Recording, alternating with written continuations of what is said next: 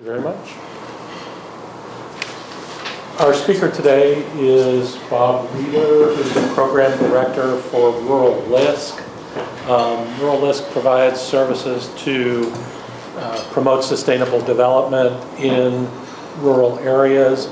I'm familiar with Rural LISC's programs to some extent. I was on the board of McDowell County Domestic Violence and a lot of other stuff, including building housing, nonprofit for a decade or so.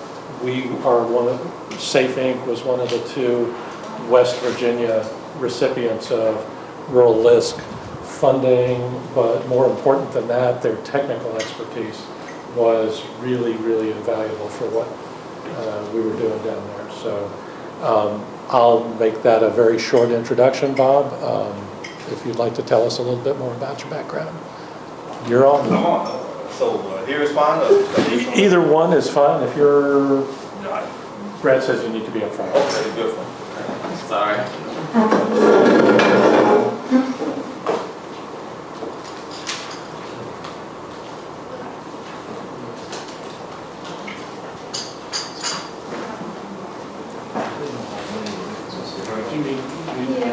Yeah, and this is not anything I'm talking about. That's just a resource. Okay, great. So what we do. All right. No, anywhere up there is Oh, good, fine. Yep. Good afternoon, and I'd like to thank you all for having me here.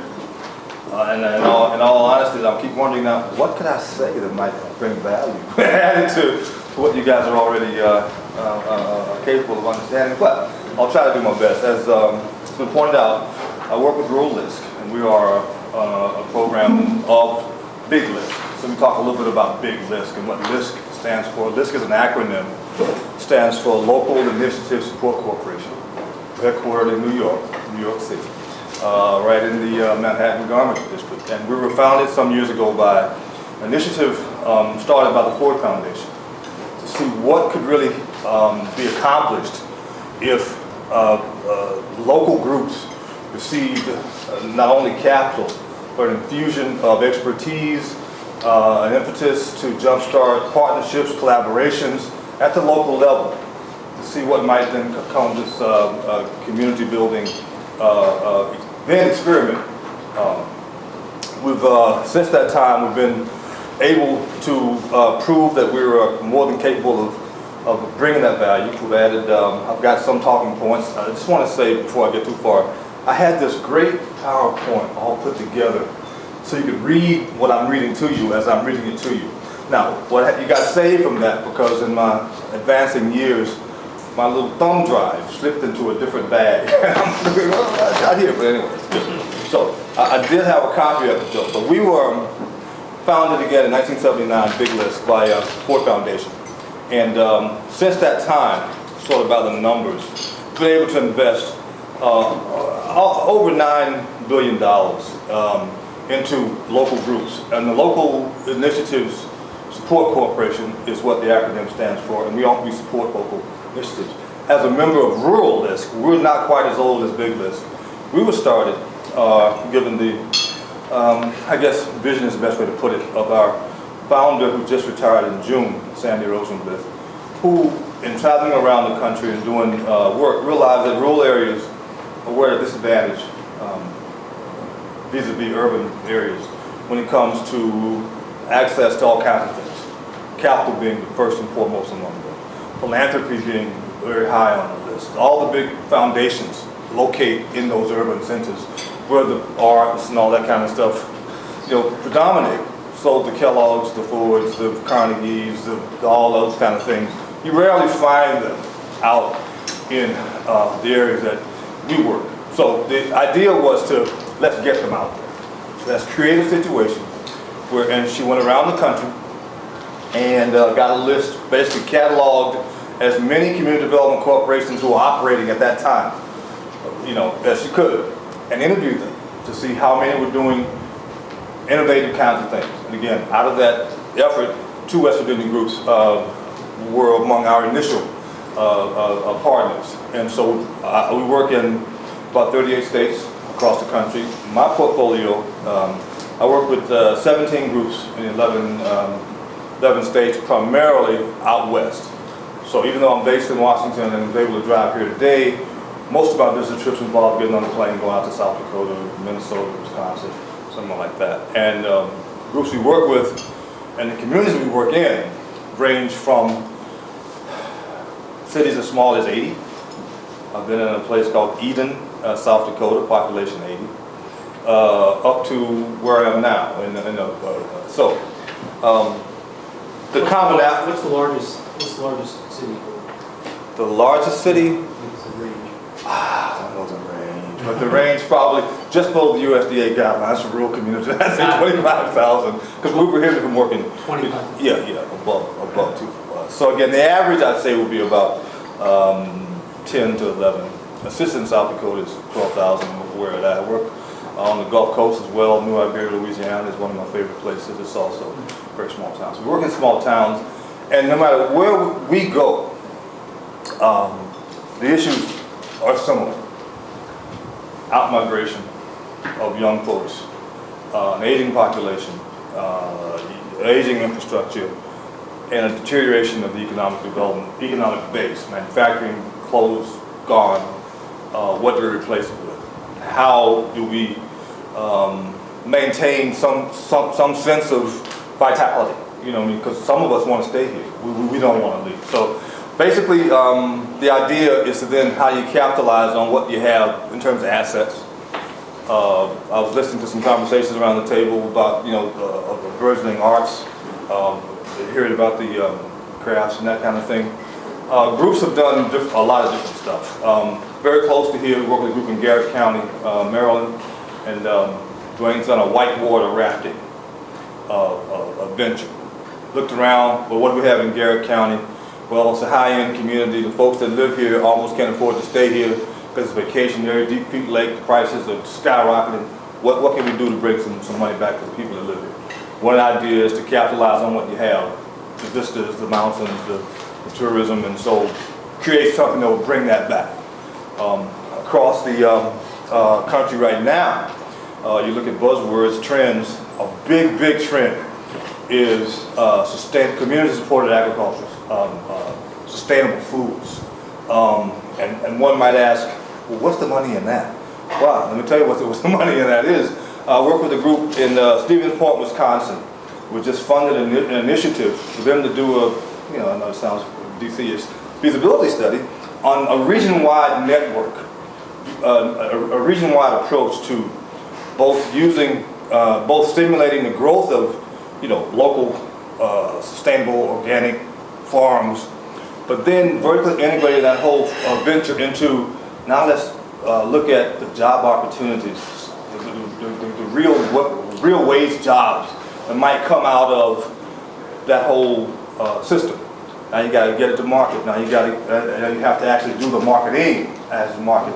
Now we got to do some job creation, some training around some of the aspects of production, all that other kind of stuff. So it's and what they've done is been able to work with the university, and I'm sort of skipping around, but the concept is partnership. So they've been able to collaborate with the University of Wisconsin at Oshkosh on, I want to say the world's first, I know it's the country's first, what they call dry biodigester.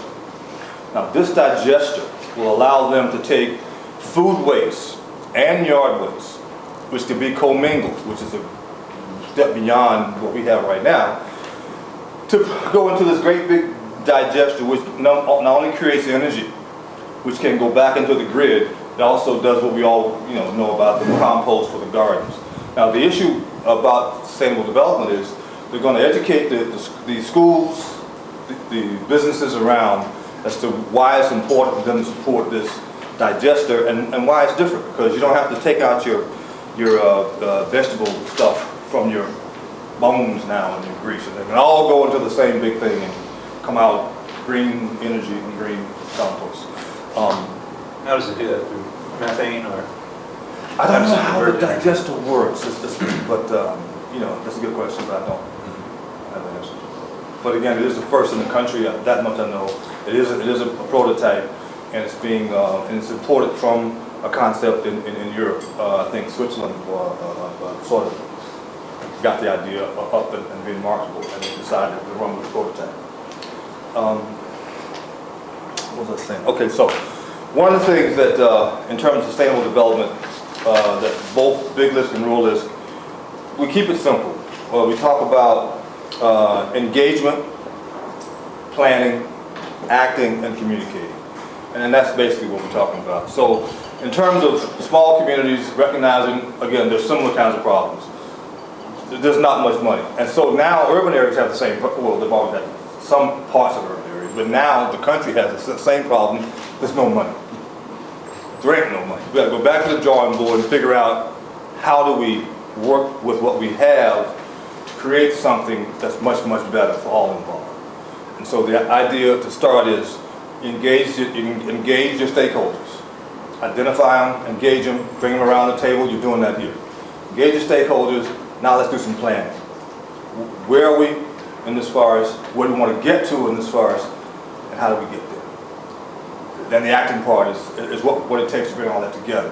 And the communication piece, I think, is most critical. Is how do we break down the silos? Everybody used to have their own little geographic, this is mine.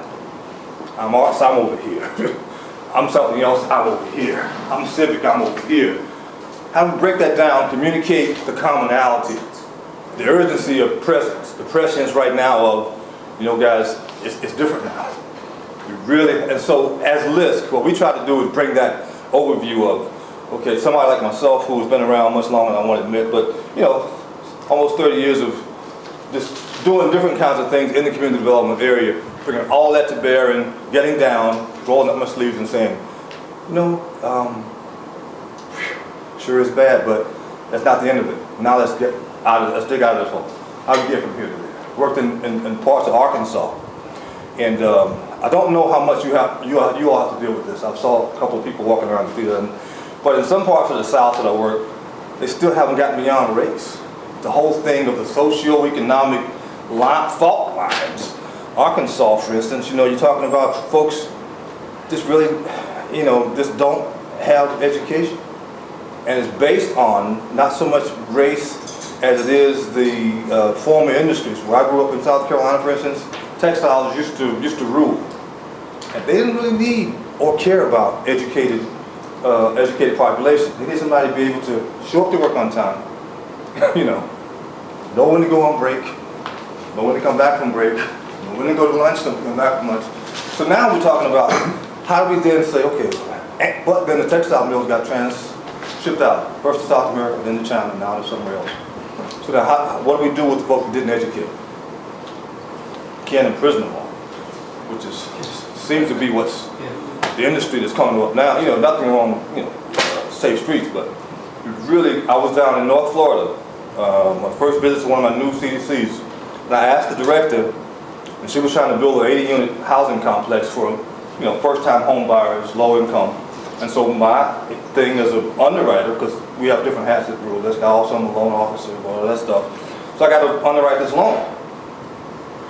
Who are your prospective, you know, clients, and how are you going to, you know, who's your prospective market, how are you going to sell them, who's going to be able to qualify for mortgages? And her answer to me straightforward was, we have 5 correctional facilities within a 10-mile range. Okay, back, okay. So that's what's happening in parts of rural America. It's sort of becoming, you know, we don't have an educated population, so we don't know what to do with them. Maybe we can put them here. The issue that we're trying to figure out is, as a non-believer in disposable anything, don't think we can dispose of people. So we have also got to engage. That's back to the engagement piece. What went wrong? Nah, forget what went wrong. It's done. What is wrong? How do we, you know, sort of round off the sharp edges and make the best of this as we move forward? Because we got to do it as a community. That's our approach. And I'm trying to. Has your company, excuse me, has LISC gotten involved in any sort of biodiesel projects out in these rural communities where you have agriculture, you know, land that's essentially underutilized? need power, need jobs, you could, I mean. Yes.